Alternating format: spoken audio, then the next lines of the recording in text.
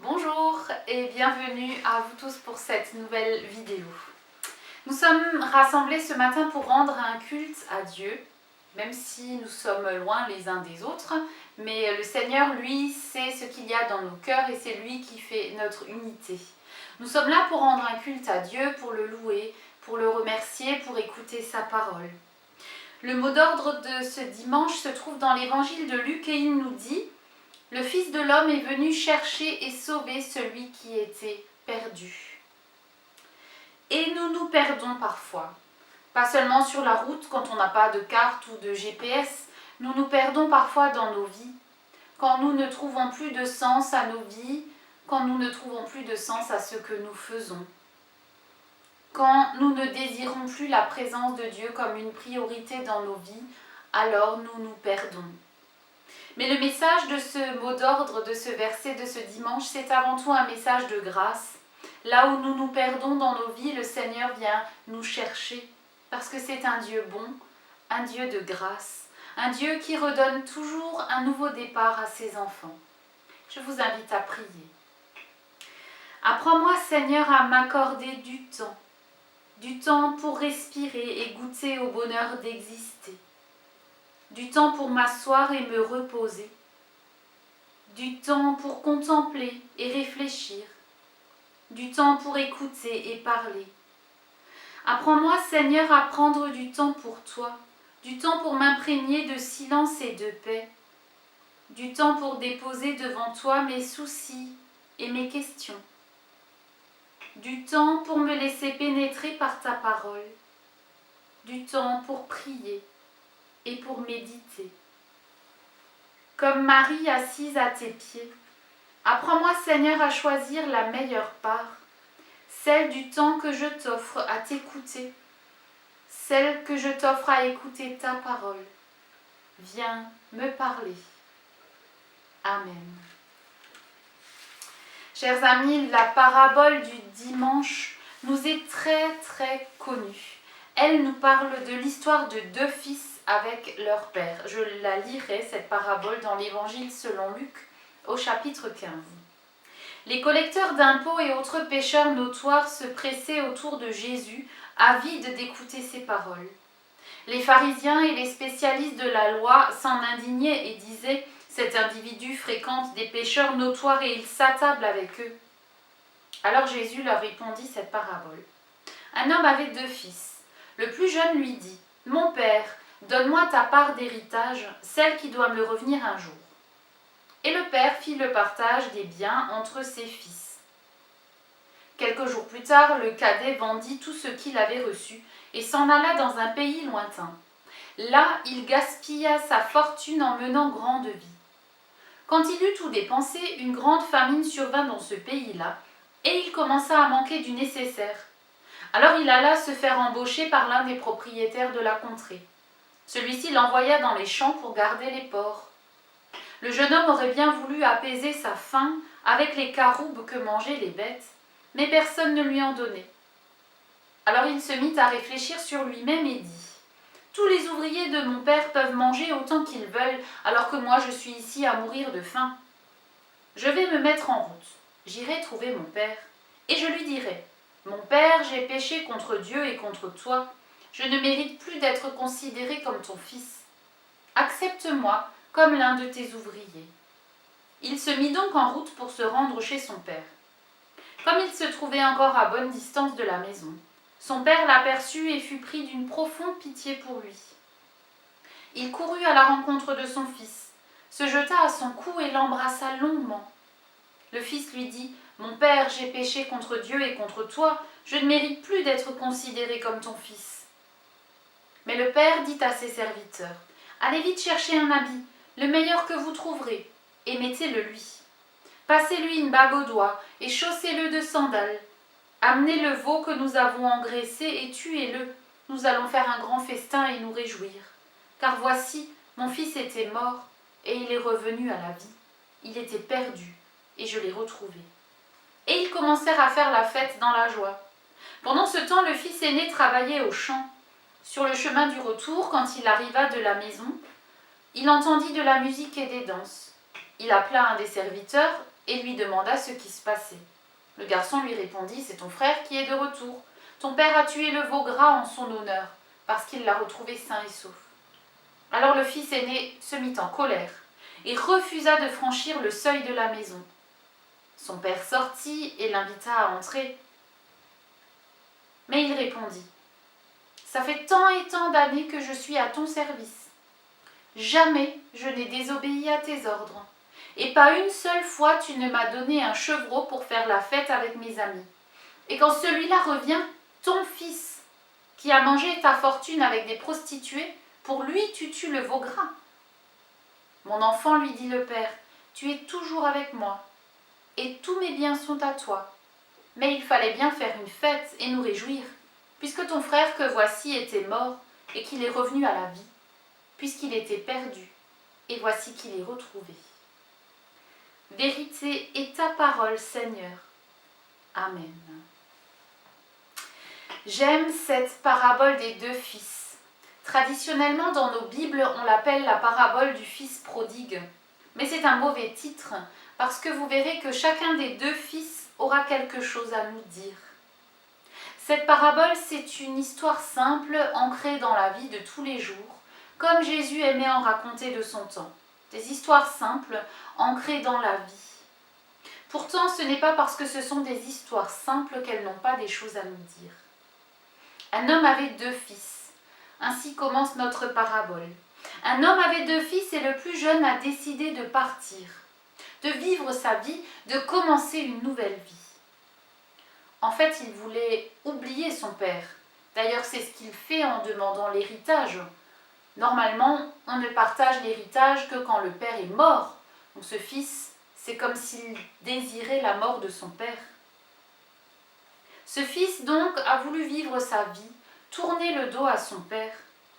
Et effectivement, il a vécu sa vie. Il a dépensé tout l'argent de l'héritage. Il ne restait rien. Il a tout flambé, comme on dirait. Il a vécu la grande vie. Et puis quand il s'est retrouvé au fond du trou, il s'est dit que peut-être il pourrait rentrer à la maison. Il ne comptait pas sur le pardon de son père. Il voulait travailler, être considéré comme l'un des ouvriers de son père. En fait, il pensait qu'il ne méritait plus d'être appelé fils. Et puis il est rentré à la maison. Et là, surprise, son père l'attendait les bras grands ouverts pour lui pardonner. Mais quelle surprise! Pourtant, les paraboles, on l'oublie parfois, ne sont pas là avant tout pour nous parler de la vie, de notre vie, mais elles sont d'abord là pour nous parler de Dieu. Dans cette histoire, le Père, c'est une image de Dieu. Quelles que soient nos vies, Dieu est toujours prêt à nous pardonner. D'ailleurs, il se languit de nous. Il nous attend désespérément quand nous nous éloignons de lui. C'est un peu comme ça qu'on pourrait imaginer ce père dans cette parabole qui guettait le retour de son fils, qui l'attendait avec impatience. Ça peut nous sembler fou, ce pardon, cet amour de Dieu. Ça peut sembler de trop. D'ailleurs, c'est régulièrement la réaction de mes jeunes au caté quand nous lisons cette parabole. Ils me disent parfois, mais c'est trop grand, c'est pas possible, un père ne pourrait pas être comme ça. Et puis, moi, je ne l'aurais pas pardonné aussi facilement à ce fils. Je lui aurais au moins fait un peu la leçon. Je lui aurais un peu remonté les bretelles avant de lui pardonner. C'est peut-être incompréhensible pour nous. Trop grand, trop fou, un amour qui peut tout pardonner. Pourtant, c'est tout Dieu, ça. Il est toujours prêt à nous pardonner, à nous redonner un nouveau départ, au-delà de tout ce que nous pouvons imaginer et concevoir. Pourtant, quand je relis cette parabole, je me dis que nous ressemblons souvent à ce fils, tellement sûr d'avoir raison, tellement sûr de savoir ce qui est bon pour nous. Et puis quand on se rend compte qu'on s'est trompé, on s'entête, on s'obstine. Parfois, il nous faut tomber bien bas pour oser faire demi-tour. Et même en revenant à Dieu, combien de fois avons-nous pensé qu'il ne voudrait plus de nous ? Le fils ne comptait pas sur le pardon de son père, il voulait devenir ouvrier, devenir esclave. Combien de fois sommes-nous devenus esclaves de notre peur, esclaves de notre incapacité à nous pardonner à nous-mêmes. Combien de fois avons-nous pensé que telle épreuve était finalement quand même une vengeance de Dieu à cause de notre attitude? Ce fils cadet n'avait rien compris de l'amour de son père. Et nous aussi, nous sommes parfois si loin de comprendre l'amour de Dieu. Pourtant, on oublie aussi que dans cette histoire, il y a un deuxième fils, un grand frère, qui lui non plus n'avait rien compris de l'amour de Dieu. C'est vrai qu'il n'est jamais parti. Il n'a jamais désobéi. Il n'a pas demandé l'héritage de son père. Il a travaillé fidèlement pendant des années, sans jamais rien réclamer. Le père, dit-il, ne lui a jamais donné un chevreau pour faire la fête. Pourtant, il avait reçu sa part d'héritage, puisque tout avait été partagé. Donc tout ce qui restait au domaine était à lui. D'autant plus que c'était l'aîné, et à l'époque l'aîné recevait une part d'héritage bien plus importante que le cadet. Le père lui dit « Tu es toujours avec moi et tout ce que j'ai est à toi. En clair, tu aurais pu te servir puisque tout est à toi. » Il n'avait donc rien compris non plus de la grandeur de l'amour de Dieu. Il a joué l'esclave pendant des années, alors que l'héritage était là sous ses yeux à portée de main. Aucun des deux frères n'avait compris l'amour du père. Alors je ne sais pas aujourd'hui si vous vous sentez plus proche du frère aîné ou du frère cadet. Peut-être que vous vous sentez un peu proche des deux. Peut-être qu'ils cohabitent en nous. Un lointain si proche et un proche si lointain. Mais le père de cette parabole avait pour chacun d'entre eux un même amour. Et pour illustrer cette parabole, j'aimerais vous partager ce magnifique texte qui a été publié par le prêtre Guy Gilbert. C'est une histoire vraie. Jean, 20 ans, avait fait une chose immonde à ses parents. Vous savez, l'histoire dont personne ne parle, mais dont une famille ne se remet pas. Alors son père lui a dit « Jean, va-t'en, ne remets plus jamais les pieds à la maison. » Jean est parti, la mort dans l'âme. Et puis quelques semaines plus tard, il s'est dit « J'ai été la pire des ordures, je vais demander pardon à mon père. Oui, je vais lui dire pardon. » Alors il écrit à son père « Papa, je te demande pardon, j'ai été le pire des pourris, mais je t'en prie, papa, peux-tu me pardonner? Je ne te mets pas mon adresse sur l'enveloppe, mais simplement si tu me pardonnes, je t'en prie, mets un foulard blanc sur le pommier qui est juste devant la maison. Sur le dernier pommier, papa, mets un foulard blanc. Si tu me pardonnes, alors je saurai que je peux rentrer à la maison. » Comme il était mort de peur, il se dit « Je pense que jamais mon père ne mettra ce foulard blanc. » Alors il appelle son ami Marc et lui dit « Je t'en supplie, viens avec moi. Voilà ce qu'on va faire, je vais conduire jusqu'à 500 mètres de la maison et je te passerai le volant. Je fermerai les yeux et lentement tu passeras à côté de la maison de mon père. Tu descendras l'allée bordée de pommiers et tu t'arrêteras. Si tu vois le foulard blanc sur le dernier pommier devant la maison, dis-le-moi, alors je saurai que je peux ouvrir les yeux et entrer chez mon père. Et si tu ne dis rien, je garderai les yeux fermés et tu repartiras. Et je ne reviendrai plus jamais à la maison. » Ainsi dit, ainsi fait, à 500 mètres de la maison, Jean passe le volant à Marc et ferme les yeux. Lentement, Marc descend l'allée de pommiers, puis il s'arrête.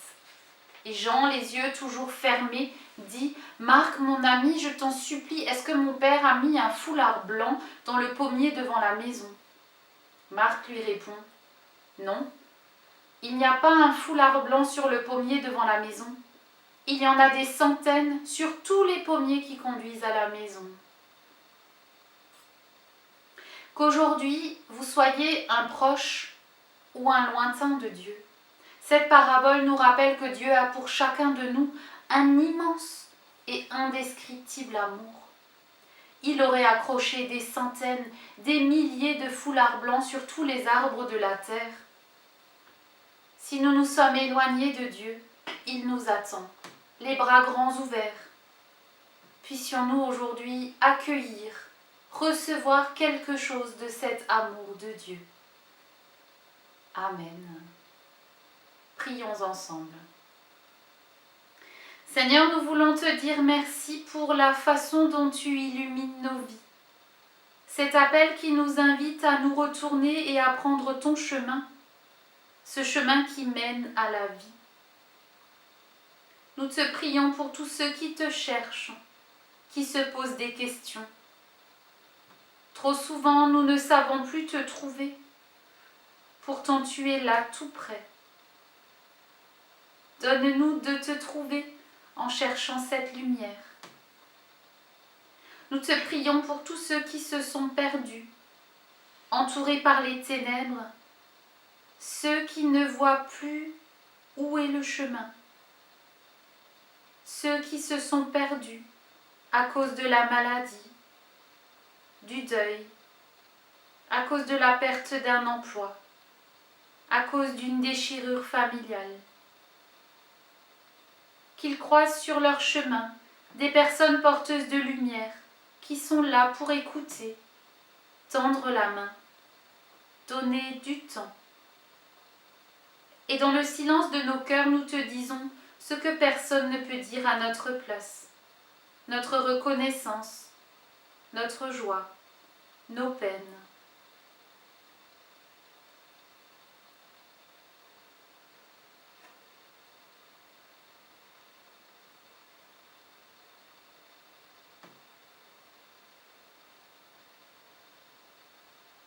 Et c'est ensemble que nous prions avec les paroles du Christ. Notre Père qui es aux cieux, que ton nom soit sanctifié, que ton règne vienne, que ta volonté soit faite sur la terre comme au ciel. Donne-nous aujourd'hui notre pain de ce jour.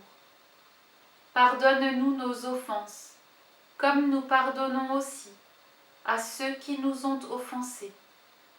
Et ne nous laisse pas entrer en tentation, mais délivre-nous du mal, car c'est à toi qu'appartiennent le règne, la puissance et la gloire, au siècle des siècles. Amen. Allons donc dans la paix et dans la joie du Seigneur. Ce que vous avez reçu, que le Seigneur le fasse fructifier dans vos cœurs.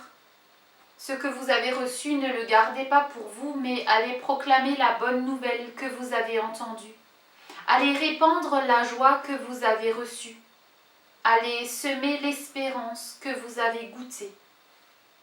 Allez dans la paix et dans la joie du Seigneur. Il bénira vos routes. Amen. Je vous souhaite une belle journée, une belle semaine. Nous nous retrouvons la semaine prochaine pour un culte en direct ou en vidéo. Et que le Seigneur nous bénisse. Amen.